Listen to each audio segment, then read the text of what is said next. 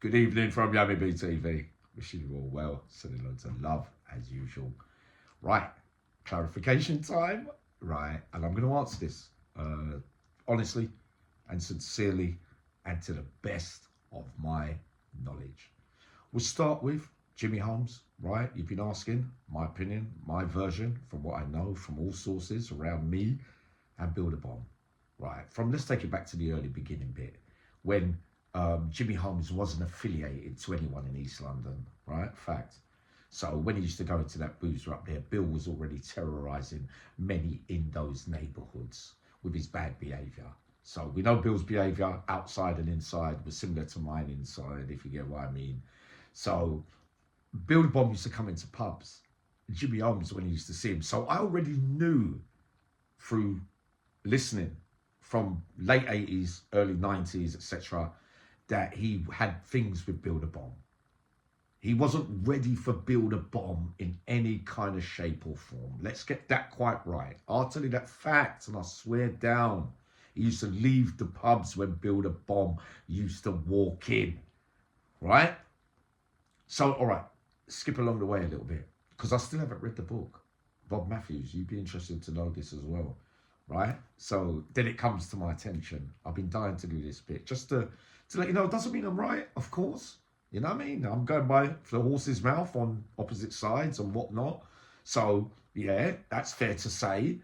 So, that little bit later on, now, interesting to hear about someone tugging me and saying, yeah, but Yummy, in the book, he says that he put two in. All right, so the Connie White thing, the pubs and that, with Build a Bomb, terrorising them, smashing them up, taking absolute liberties. Okay, yeah. 100%, I agree. Right? Interesting though. So I go halfway on this. I'll be honest. Like, Build a Bomb had a bullet, a wound of some kind on his toes. So interesting that this is pointed out, that they tell me that he says in Judas Pig that he put two in Bill's leg. No. Not what Bill told me. Do you see what I mean? So I've got somebody else picked a frame for that, if you get what I mean. And there's another East End villain, and we've talked about him already, but I'm not allowed to talk about that, right? So I say that's fiction in the book. But at the same time, when once Jimmy Holmes has got established in Canning Town and down that neck of the woods, and whoever he was listening to says to him, yeah, we've got to have a word with Bill. He's going way too far. Don't give him a beating. We're not going to go with baseball bats, and we're not going to go with this, and we're not going to go with that, because Bill, there's a chance Bill could go walk straight through them, which that is a realistic view to take, if you ask me, because you know that's what I'm going to say. So he says that he puts it. No. You couldn't have. Jimmy Holmes wouldn't have been, but Build a Bomb would not accepted it from him. He might have accepted it a couple of other places. I don't know. I can't answer that. But I stand in between on that. I don't know. I can't really answer it. Now, so all right. So the bit with interesting this, as well. See, this is why I should listen to you lot sometimes and read a few books, but I just don't do it because I go by what was said to me at certain times during my life and while I'm out here now and getting clarification of certain bits and bobs. But I just tell you what I know. Like I said, it don't mean that I'm right. Now, the Roy Shaw thing, I believe, has an element of truth in it as well.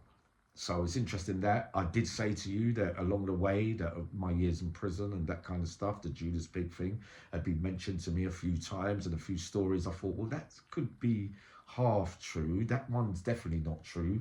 This bit is, like it does. So for me, it's put in with some bits of truth and a lot of fiction. Do you see what I mean?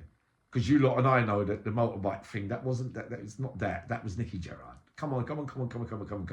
You lot know what I'm talking about, you true crimers. That wasn't you. No. That definitely wasn't you. It's the same bit you're talking about. Is the same bit. That was Nicky Gerard's bit.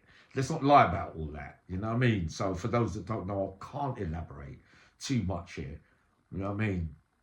So the Roy Shaw thing, I I put myself out, and I'll say, yeah, I say that took place when he turned up in the roller, and then the other fella away from Jimmy Holmes saw that when there was some little mix-up, some little another thing. See, with the fighters and that kind of stuff, you can't come near certain people with certain things. No, especially one man in particular.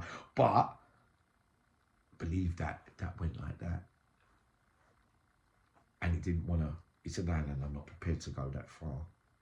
So I'm of the belief of that, because I'm believing from what I was told, but not from the horse's mouth. All right. So that's what I say about that bit. So I do clarify that. So Bob Matthews, there you are. I'll tell you that bit. So I do remember those bits, and they're clarified for parties that are quite close away from the book writer and other people, if you get what I mean. But yeah, all right. So sending loads of love. I hope that helps some of you, if you get what I mean. The Bridger returns, but I might be back up with bedtime story tonight. Sending loads of love.